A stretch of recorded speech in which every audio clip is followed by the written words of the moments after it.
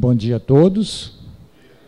Como o Ivon já disse, o meu nome é Alcemar Goldner.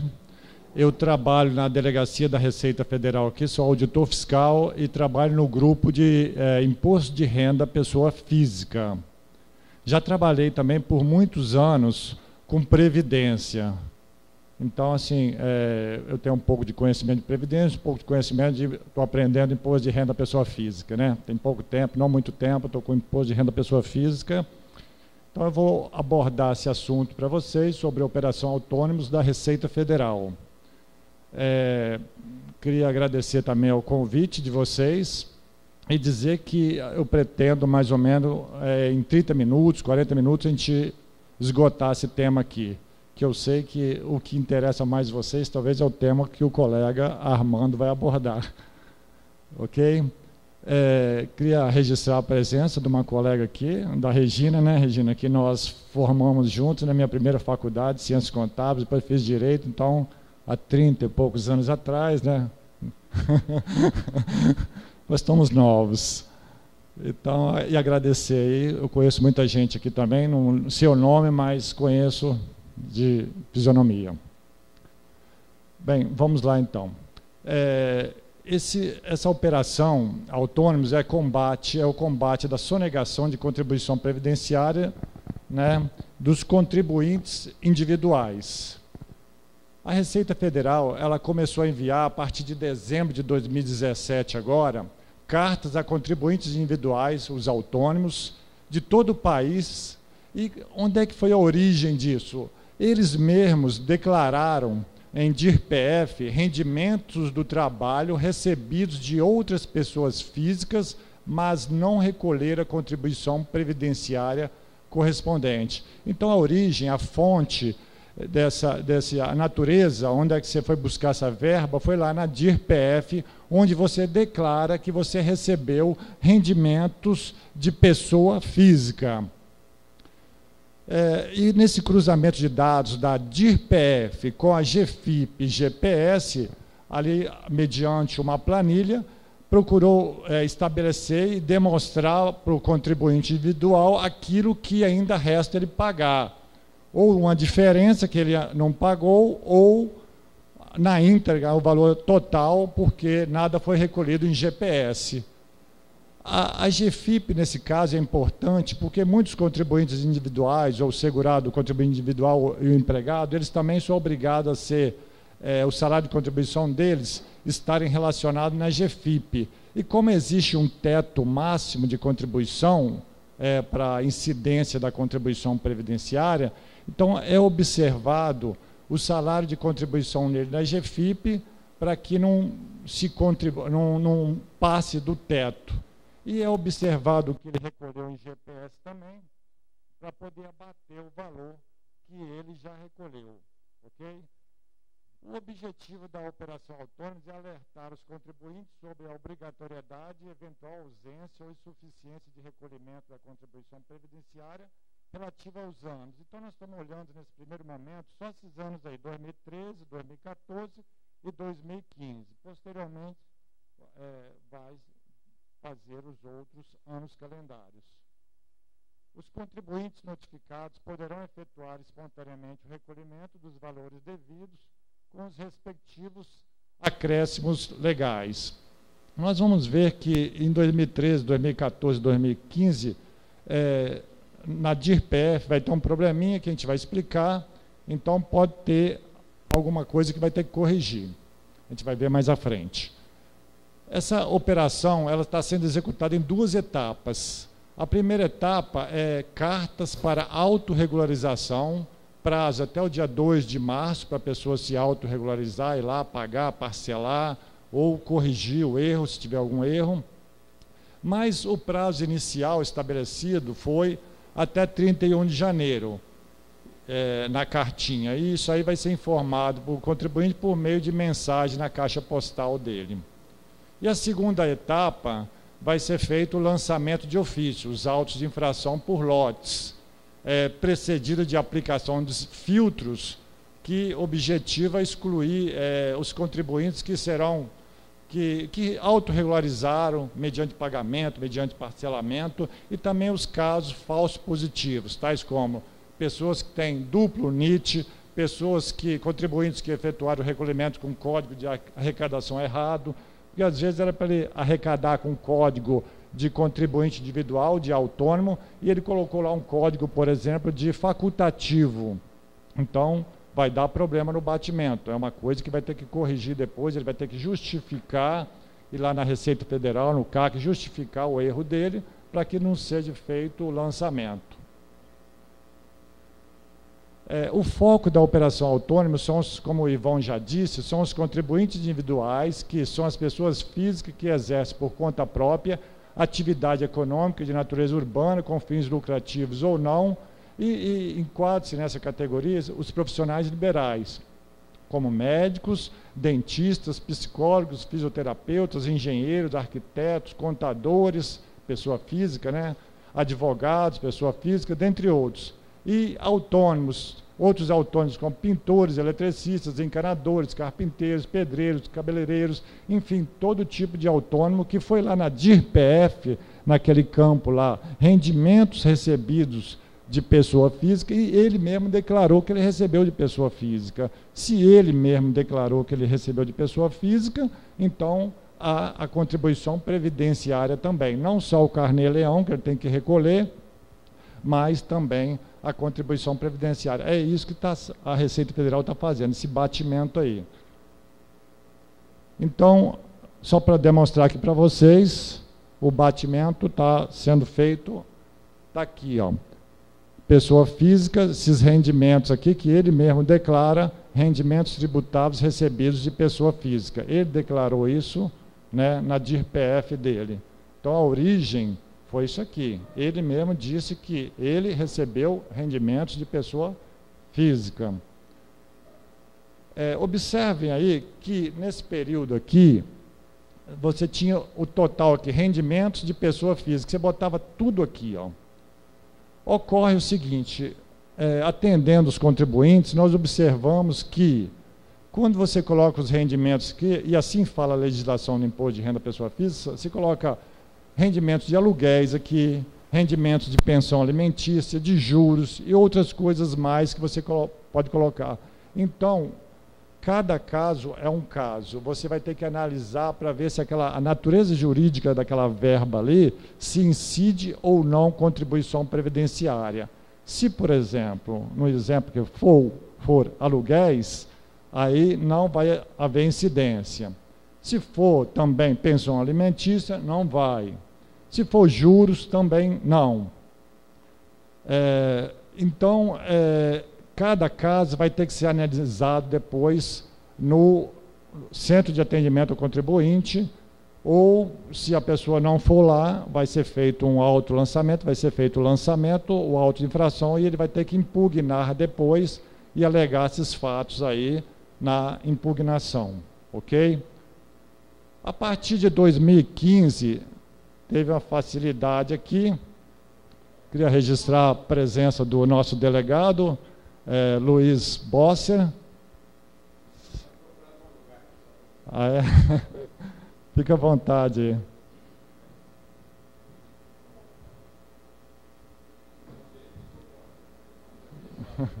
Tranquilo, tá bom?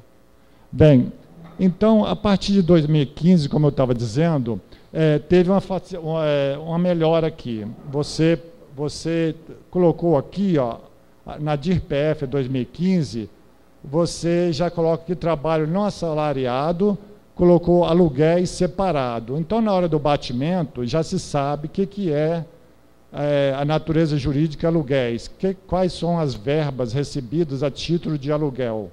Então, elas ficarão aqui. E aqui é o trabalho não assalariado.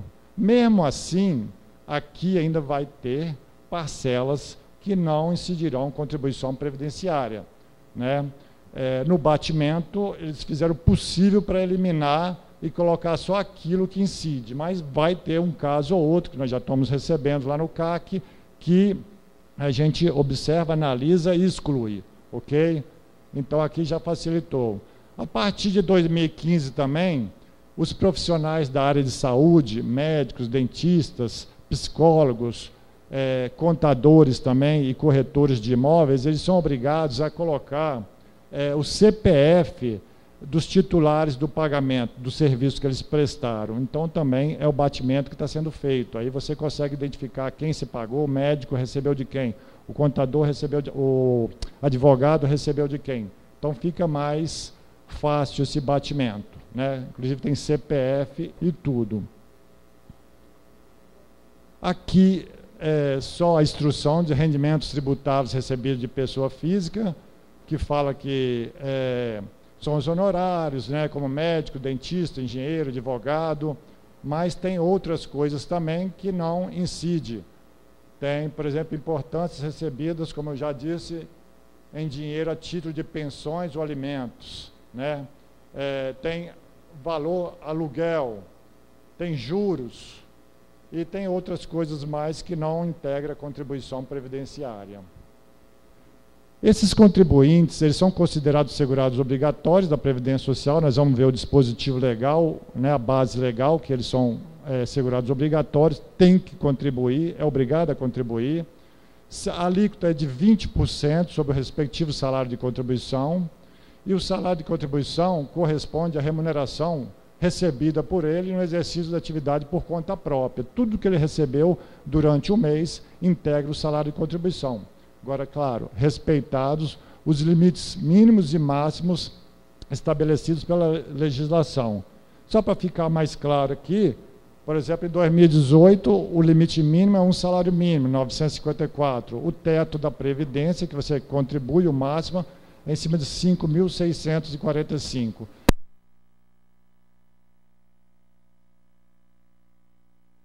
R$6.000, então não há que se falar em contribuição aqui, porque ele já contribuiu sobre o teto, então ele é automaticamente excluído. Se ele também recolheu uma GPS naquele valor que consta ali que ele declarou, também já é eliminado. Então, nós estamos fazendo, por enquanto, 2013, que o limite mínimo era 678, um salário mínimo, o limite máximo 4.159, fazendo também 2014, com 724, 4.390, fazendo 2015, 788, limite mínimo, e limite máximo 4.663. Então, em 2015, por exemplo, quem ganhou, já está na GFIP, repetindo, R$5.000, ele já não tem que contribuir mais nada como contribuinte individual, porque ele já contribuiu sobre o teto. E isso é observado, está no batimento, como GFIP e GPS. O próprio segurado contribuinte individual, ele é responsável pela apuração e recolhimento da sua contribuição previdenciária, INSS, em qualquer agência bancária. E os acréscimos legais, eles podem ser calculados nesse link aí da Receita Federal, sal.receita.fazenda, né, que todos vocês já conhecem. Poderá ser parcelado também com multa, essa multa máxima de 20%, porque é espontâneo, e o valor de cada parcela será acrescido de juros Selic, acumulada mensalmente, e mais 1% no mês em que o pagamento estiver sendo efetuado. Então, multa de 20%, porque é espontâneo, mais juros Selic acumulado mensalmente, 1% no mês do pagamento. Contribuinte individual, só lembrando, é a mesma coisa que o autônomo. Antigamente se falava autônomo, mudou o nome porque abrange várias categorias, né, de autônomos, então a gente chama ele de contribuinte individual hoje em dia. A Receita Federal, ela dará início aos procedimentos de fiscalização dos contribuintes que não regularizarem sua situação, apurando e constituindo os créditos tributários, com multa que pode variar de 75% a 225% da contribuição devida. Além disso, o contribuinte estará sujeito à representação ao Ministério Público Federal para verificação de eventuais crimes contra a ordem tributária.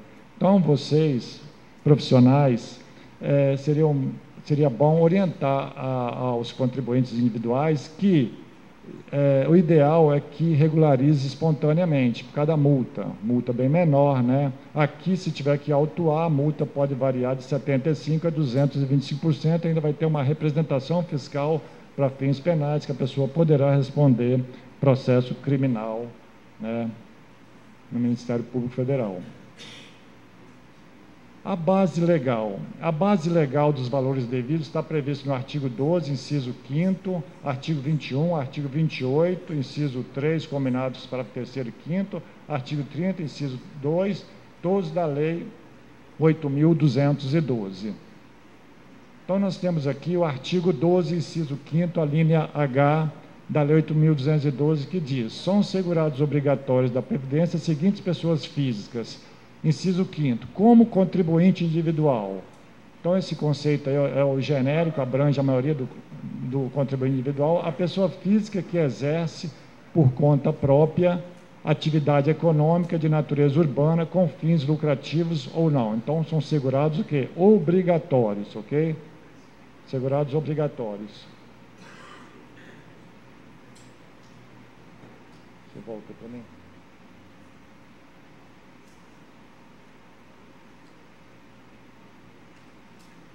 Nós temos também um questionamento que está aparecendo lá, a pessoa fala assim, não, mas eu sou aposentado. Então a legislação fala o seguinte: são segurados obrigatórios da Previdência Social as seguintes pessoas físicas: o aposentado pelo regime geral de Previdência Social que estiver exercendo ou que voltar a exercer atividade abrangida por este regime. Ele é segurado obrigatório em relação a essa atividade, ficando sujeito às contribuições de que trata esta lei, para fim de custeio da Seguridade Social. Então, não importa o aposentado pelo regime geral que estiver exercendo ou que voltar a exercer uma atividade abrangida pelo regime geral da Previdência Social, como segurado obrigatório, tem que contribuir também. Estou mostrando isso porque é caso que apareceu no CAC também, a pessoa questionando. Eu sou aposentado. Depois, artigo 21, parágrafo 2º, incisos 1 e 2 da Lei 8.212. Fala que a alíquota de contribuição do segurado contribuinte individual e facultativo será de 20% sobre o respectivo salário de contribuição. Então, a alíquota do autônomo é 20%. Mas, nós temos aqui alguns casos, algumas exceções. No caso de opção pela exclusão do direito ao benefício de aposentadoria por tempo de contribuição, a alíquota de contribuição incidente sobre o limite mínimo mensal do salário de contribuição será de 11% no caso de contribuinte individual. Ressalvar o disposto no inciso 2, que trabalha por conta própria, sem relação de trabalho com a empresa equiparada. Então, nós temos nesse artigo 21, a pessoa que pode fazer opção pela exclusão do direito da aposentadoria por tempo de contribuição. Ele quer só aposentadoria, ele vai ter direito só à aposentadoria o quê? Por idade, não é isso? Porque são dois tipos de aposentadorias: aposentadoria por tempo de contribuição e por idade aos 65 anos, homem, 60 mulher. Nesse caso aqui, ele está fazendo uma opção e ele vai pagar só 11%. Então, às vezes, chega um contribuinte lá, quem está cobrando 20%, a gente vai ver, na verdade, ele tinha feito a opção. E o que você tem que olhar? O marco. O marco inicial é o quê? É a opção. Às vezes ele fala também, mas você vai ver, não há a opção. Ele tem que fazer a opção e, a partir daquela data, ele contribui com 11%. Então, nós temos a alíquota geral, que é 20%. Pode aparecer contribuinte que fez a opção para não ter aposentadoria por tempo de contribuição, que recolhe 11%. Então, a gente tem que acertar isso, corrigir lá. E tem um outro caso também, que é do MEI, do microempreendedor individual, que, no caso do microempreendedor individual, é de 5%. Então, existem essas hipóteses aí em que você vai ter que retificar, corrigir lá, a partir do momento, claro, que a receita for provocada. Você tem que ir lá provocar, vai ser feito um dossiê de atendimento, nesse dossiê você vai juntar documento, comprovar, e a receita vai analisar e corrigir, se você tiver com a razão. Se você ficar inerte, o que vai acontecer? Vai ser feito um auto de infração e você vai ter que impugnar depois, no prazo de 30 dias, a partir da ciência do auto de infração. Aqui, só o conceito de salário de contribuição. Para o contribuinte individual, é a remuneração oferida em uma ou mais empresas ou pelo exercício de sua atividade por conta própria durante o mês, observado o limite máximo a que se refere ao parágrafo 5º. Como eu já disse para vocês, então o salário de contribuição do contribuinte individual é a remuneração recebida durante o mês em uma ou mais empresas ou pela atividade por conta própria, que é o nosso caso aqui que nós estamos vendo, o contribuinte individual que trabalha por conta própria, só que tem que ser observado o limite máximo do parágrafo 5º. No parágrafo 5º aqui, a legislação da época fala, o limite máximo de contribuição é de 170 mil cruzeiros, reajustados a partir da data de entrada em vigor dessa lei, na mesma época, os mesmos índices os benefícios de prestação continuada da Previdência Social. Então, esse salário de contribuição, esse teto, como eu já mostrei lá no slide anterior, todo ano ele muda. Hoje é 5.600 e pouco. E tem o limite mínimo também do salário de contribuição.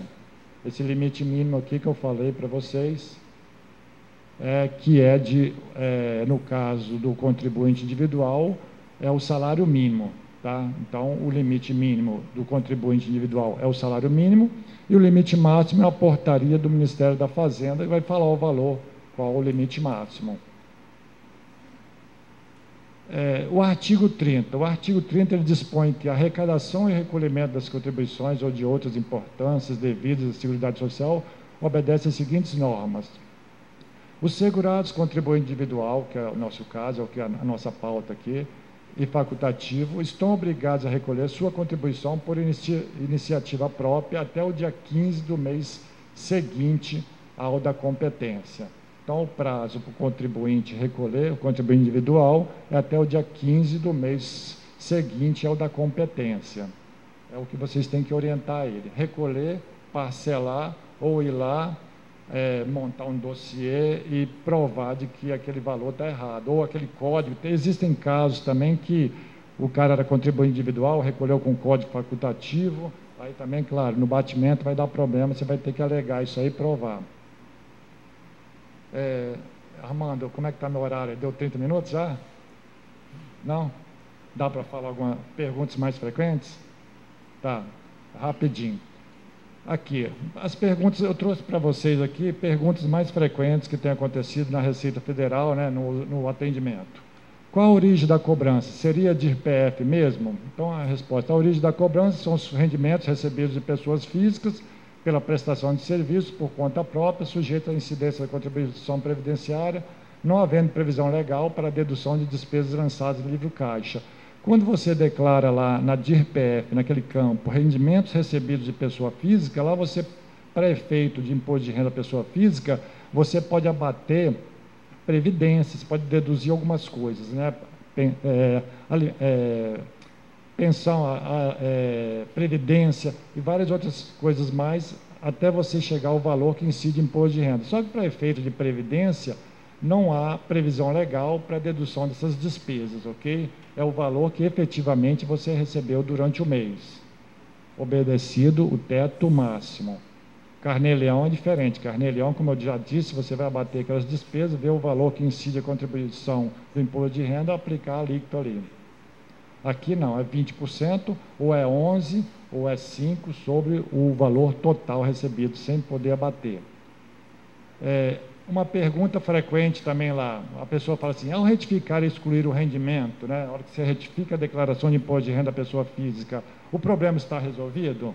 Então tem que tomar cuidado com isso, porque é o seguinte, o contribuinte que retificar declarações com o objetivo de omitir rendimentos efetivamente recebidos, ele fica sujeito ao lançamento de ofício com a aplicação da multa qualificada de 150%, acompanhado de representação fiscal para fins penais por crime contra a ordem tributária.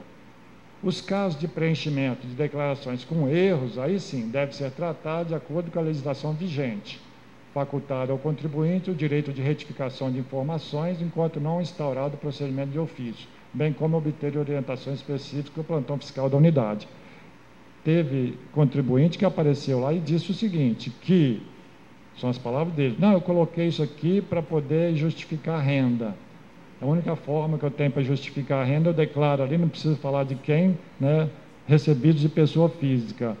Se ele colocou exclusivamente para isso, for verdade, aí tudo bem, né? Ele pode retificar. Só que tem que tomar muito cuidado que a Receita tem mecanismos para conferir se ele está retificando e é mentira. Quando ele retificar, já vai acender uma luz na Receita, nós vamos verificar lá por que ele retificou. Aí já vai estar nos olhos da Receita. Aí a gente vai olhar, por exemplo, conta bancária dele, extrato bancário, para ver se tem rendimento, tem recebimentos. Aí já começa a chamar a fiscalização, né? E ela tem, então, instrumentos legais para verificar se houve ou não recebimentos de rendimentos. Retificar pode, desde que foi erro, né? Se retificar só para fugir da contribuição previdenciária, é crime, vai ter auto-infração, vai ter multa qualificada, vai ter representação fiscal para fins penais. O contribuinte vai optar pela aposentadoria apenas por idade. O recolhimento cai para 11% de um salário mínimo. Então, eu já falei isso aqui, a opção é formalizada pelo recolhimento da contribuição, utilizando o código de pagamento específico para a opção aposentadoria apenas por idade, somente para fatos geradores ocorridos a partir da competência em que o contribuinte individual fizer a referida opção. Então, a partir do momento que ele fizer a opção, sim, 11%. Enquanto tal opção não for exercida, o contribuinte individual estará sujeito à contribuição de 20% sobre o respectivo salário de contribuição. Ok? Já havia falado isso para vocês, mas é uma pergunta também que está, casos que aparecem lá. Temos casos de contribuinte aposentado que continua em atividade, está sendo cobrado por período já considerado na concessão da aposentadoria por tempo de contribuição. Correto. Mesmo aposentado, a contribuição é devida, como eu já mostrei o fundamento legal para vocês. O aposentado pelo regime geral que estiver exercendo, voltar a exercer atividade abrangido pelo regime geral da Previdência Social, é segurado obrigatório em relação a essa atividade, ok? Então, não justifica também. Erro na declaração de renda, pois os rendimentos oriundos de pessoa física são valores de aluguéis. Também já mencionei para vocês, os rendimentos de aluguéis passaram a ser informados em ficha específica da declaração do imposto de renda pessoa física a partir do ano calendário de 2015. Então, a partir daí, você consegue expurgar, você consegue retirar, permitindo sua exclusão através dos filtros aplicados. Para os anos anteriores, 2013 e 2014, que ele está fiscalizando também, foi possível desconsiderar tais rendimentos apenas para os aluguéis que forem informados em DIMOB, exclusão feita através do ano calendário também, 2015. E a critério da unidade de jurisdição do contribuinte, poderá ser formalizado um dossiê de atendimento que, após análise pela delegacia, encaminhará informação solicitando exclusão do contribuinte da fase de lançamento centralizado. Neste caso, o tratamento do contribuinte e eventuais lançamentos serão realizados pela própria DRF de jurisdição. Caso não tratado nos termos acima, aguardar o quê? Aguardar o auto de infração e impugná-lo. Como também já disse, você tem que provocar, você tem que ir lá e você tem que apresentar documentos de que houve um erro, eles vão abrir um dossiê lá, juntar documentos e encaminhará para que seja excluído, se a razão estiver com vocês. Se ficar inerte, então vai ter uma auto-infração e vocês vão ter que impugnar depois. Contribuinte errou ao elaborar a declaração do imposto de renda, porém a declaração esteve em malha e os rendimentos que foram declarados como de pessoa física são, na realidade, pessoa jurídica. O contribuinte, nesse caso, ele não consegue corrigir porque está em malha. Então, a critério da unidade, poderá ser formalizado um dossiê de atendimento que, após análise pela DRF, encaminhará informação solicitando exclusão do contribuinte da fase de lançamento também. Neste caso, o tratamento do contribuinte e eventuais lançamentos serão realizados pela própria DRF. Caso não tratado nos termos acima, aguardar o auto de infração e impugná-lo. Então, da mesma forma, mesmo tratamento é o cara que errou e que está em malha. Ao que tudo indica, os valores referentes a 2013 são devidos, contudo, o contribuinte hoje consta como MEI. Como já expliquei, né, se na época dos fatos geradores da contribuição ali era segurado obrigatório, então é devido. Mesmo se atualmente ele constar como MEI, também a contribuição é devida, com valor reduzido de 5%, mas também essa contribuição previdenciária, ela é devida também, porque ele é contribuinte individual segurado obrigatório. Ok? Eu acho que aqui nós encerramos, então espero não ter esgotado muito o tempo do Armando. Ter ultrapassado, não, né? Meia hora, 40 minutos ficou nisso? Tá. Então tá bom. Então, questionamento é depois, né? Tá. Depois a gente vai abrir para questionamento no final, tá? Se tiver pergunta, deixa para o final. Então, as perguntas relativamente a este tópico, né, que foi apresentado pelo Alcemar, podem ser feitas perguntas agora.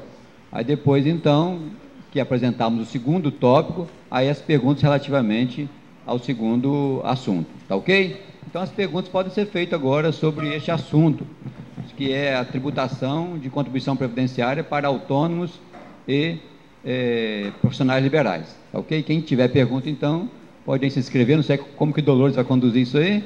As perguntas.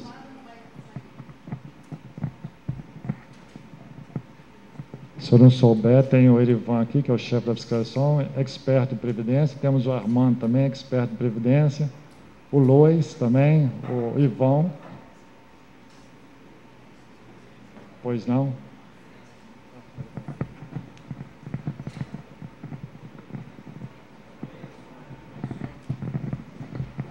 Meu nome é Mário, sou presidente da ACV, Associação de Contadores de Vitória. A minha pergunta é simples e eu acho que ela já até só para confirmação. Aquilo que exceder o teto limite da contribuição do INSS, ele estará fora do cálculo dos 20% de contribuição, correto? Confere isso mesmo? Ele só vai ter a incidência de imposto de renda, neste caso, se for mensal. Isso, né? Certinho, né?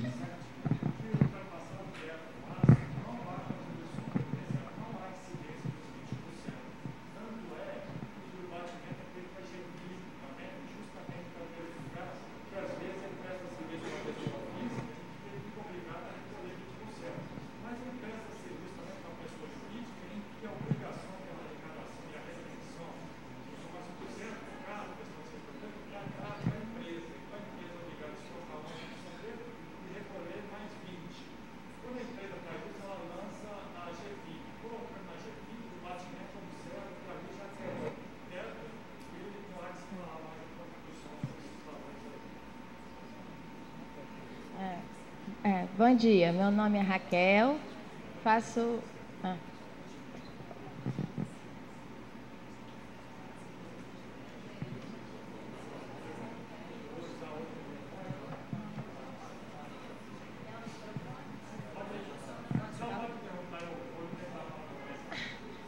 Bom dia, meu nome é Raquel, faço parte da diretoria do SESCOM, sou conselheira também no CRC e tenho duas demandas em relação ao contribuinte individual que faz a escolha pela opção do desconto simplificado, né, de contribuir.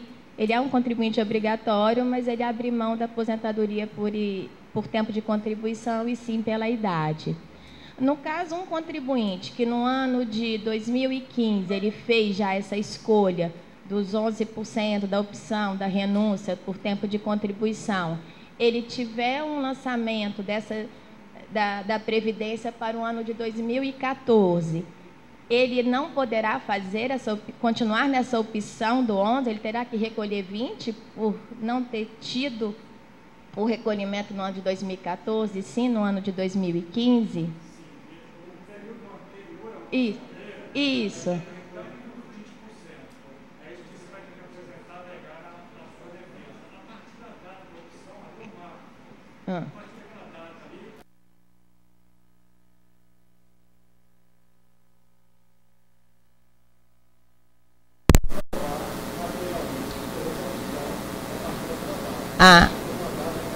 Para trás é o 20 mesmo. E uma outra situação, no caso de um contribuinte individual, ele ter matrícula SEI, ele pode fazer essa opção ou existe alguma vedação?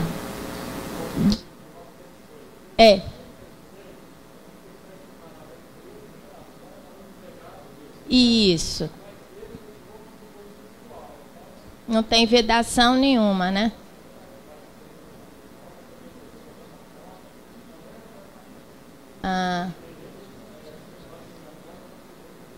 Ok. Então tá bem. O aposentado ele tem a sua opção de recolher no 11%?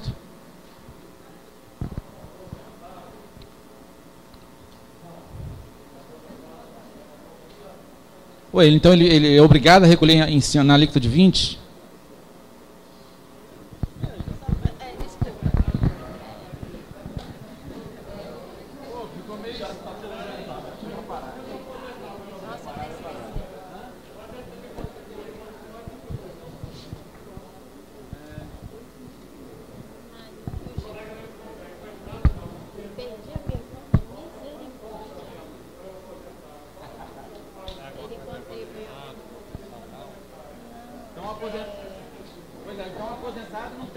redução é 20% e acabou.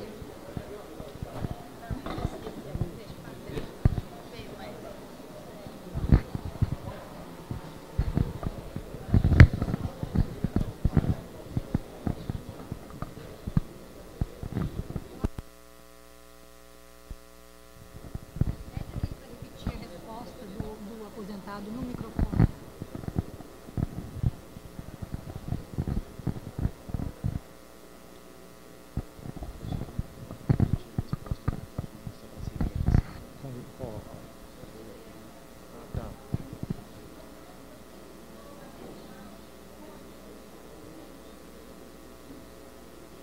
Olha só, ele pediu para eu repetir aqui a resposta, falar em microfone, ok? Para que todos ouçam. Com relação ao aposentado, ele, mesmo estando aposentado, ele é obrigado, então, como eu já disse, a contribuir 20% sobre o salário de contribuição, sobre aquilo que efetivamente ele recebeu durante o mês. O fato de estar aposentado não quer dizer que vai eximir ele da contribuição previdenciária, ok? E sobre o limite máximo, o teto máximo, e também o limite mínimo. E também, como você perguntou, a alíquota é de 20% sem direito à opção, ok? Ela quer perguntar mais alguma coisa lá, não dá para ir lá não.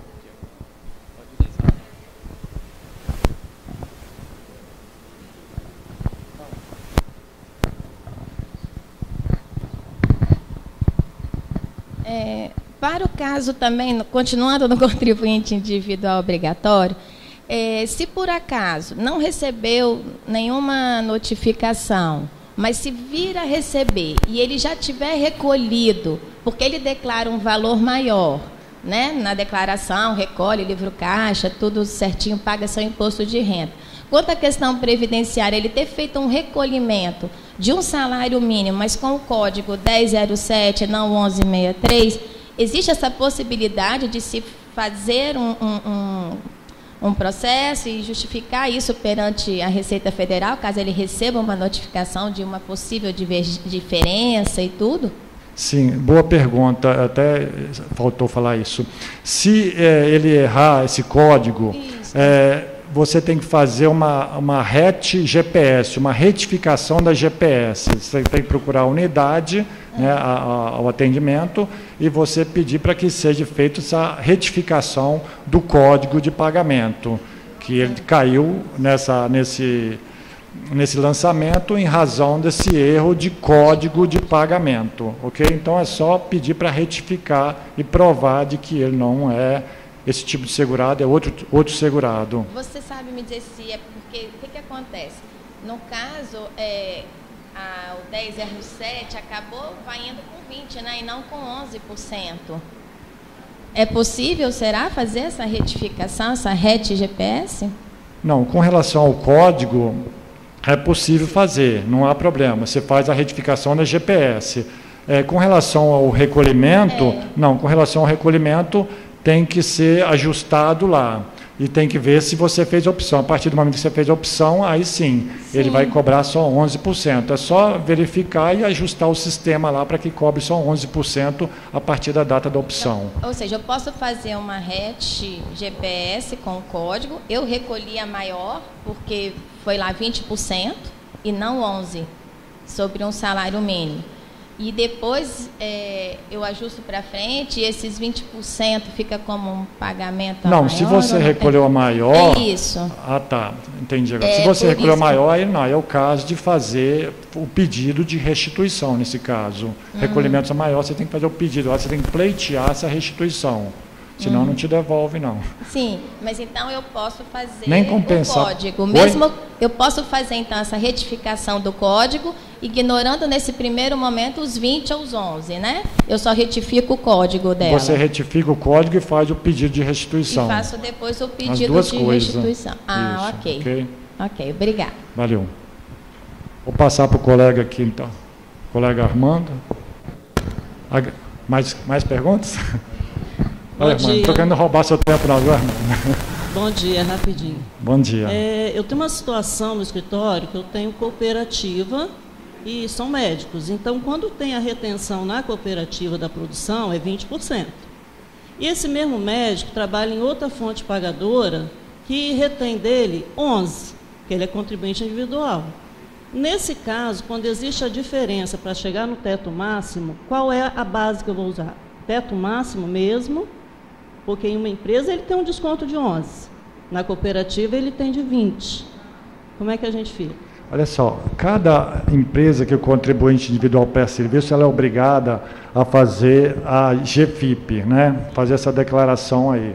Então, a cada empresa que lançar na GFIP, o sistema vai tomar por base esse salário de contribuição de cada GFIP, e se a soma de todas as empresas, né, em que ele trabalhou na GFIP já atingiu o teto, então ele não precisa recolher como contribuinte individual, não precisa recolher nada. Okay. Se, né, estiver próximo do teto, mas não atingir o teto, ele vai recolher a diferença. Não, eu já faço dessa forma, mas eu queria ter certeza. Porque o que vai se observar é o que tem em GFIP, né? Todos os recolhimentos, todos os lançamentos de GFIP. A remuneração, no caso. É a remuneração nas GFIP, para observar o teto, ok? Porque um contribuinte individual pode prestar serviço para diversas empresas, principalmente médicos.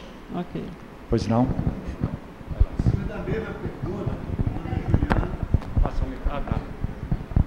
Meu nome é Juliano, eu sou diretor daqui do SESCOM. Em cima da mesma pergunta da colega ali, eu estou querendo saber o seguinte: já faço o pagamento de 20%, aí presto o serviço lá para a Unimed, ela recolhe mais 11%, mas já está acima do limite. E a Unimed, num primeiro momento, estaria obrigada a reter os 11%. Como eu faço para ela não reter? Como eu faço, se for o caso, para me ressarcir desse valor? O senhor entendeu? Olha só, a pergunta do senhor: presta serviço para a Unimed, retém os 11%, e além disso tem o quê? Eu sou contribuinte individual, pago 20%. Ok, entendi a pergunta. Olha só. E considerando que eu estou bem acima do limite. Tá.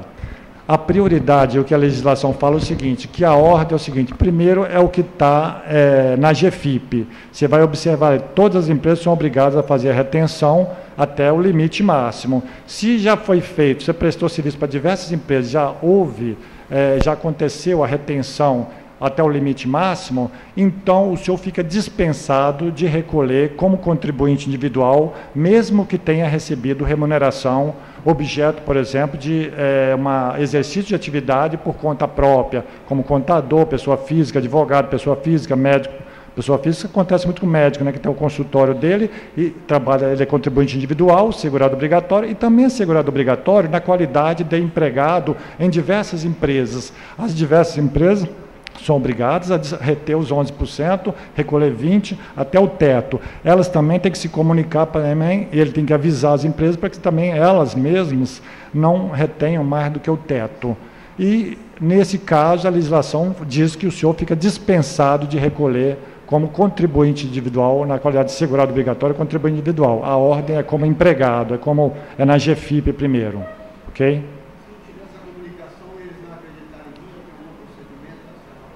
Não, o senhor vai provando para eles que já teve retenção até o teto. Eles são obrigados a não reter mais, se é empregado em diversas empresas, ok? Se reter, pede restituição. Mas o ideal é que não peça restituição, que faça a comunicação, porque demora um pouquinho, né, Ivan, a restituição? Né, Ivan? Lois? Demora só um pouquinho, não demora muito, não. Ok? Vou passar para o meu colega aqui, então. Não havendo mais perguntas, agradeço aí ao público, a plateia qualificada, meu muito obrigado aí.